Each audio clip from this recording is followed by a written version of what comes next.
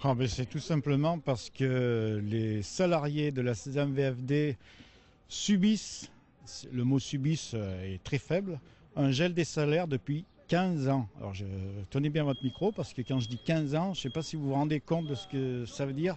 15 ans, sauf en 2012 où il y a 1% d'augmentation. Sinon depuis 15 ans, la personne qui gagnait 1500 euros en 1999 gagne aujourd'hui 1500 euros. Alors qu'évidemment, l'inflation depuis 15 ans, si vous prenez une moyenne d'un et demi par an, on est à 25% d'inflation. Alors je ne sais pas comment font les gens pour arriver à vivre, à joindre les deux bouts quand il y a 15 ans, ils avaient le même salaire qu'aujourd'hui. Moi, j'y arrive pas. Donc il faut faire quelque chose. La revendication, elle est née de là.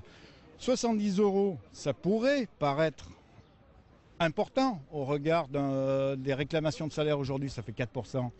Mais c'est même pas 10% de ce qu'on est en droit d'attendre. Si on voulait revenir au salaire de 99, c'est à peu près 25% qu'il faudrait réclamer, si on était logique avec nous-mêmes.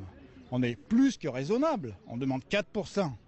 Qu'est-ce que c'est 4% en regard du coût de la vie d'aujourd'hui? C'est très peu.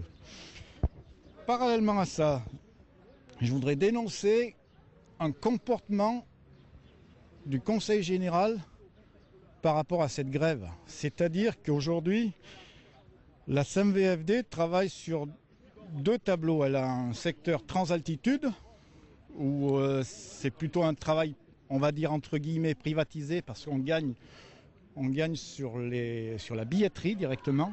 Et on a un travail Transisère, où là, c'est du travail plus de service public pour les usagers du département, pour le Conseil général. Or, qu'a fait le Conseil général qu'a fait la direction avec, j'en suis persuadé, l'aval du Conseil général, pour atténuer l'impact sur Transaltitude? Il a pris tous les quarts du réseau Transisère, il les a mis sur Transaltitude. C'est-à-dire qu'aujourd'hui, le Conseil général, autorité publique, bafoue les gens qui ont pris leur abonnement à l'année, les gens qui payent leurs impôts dans l'Isère au profit du secteur privatisé. Je trouve ça absolument scandaleux.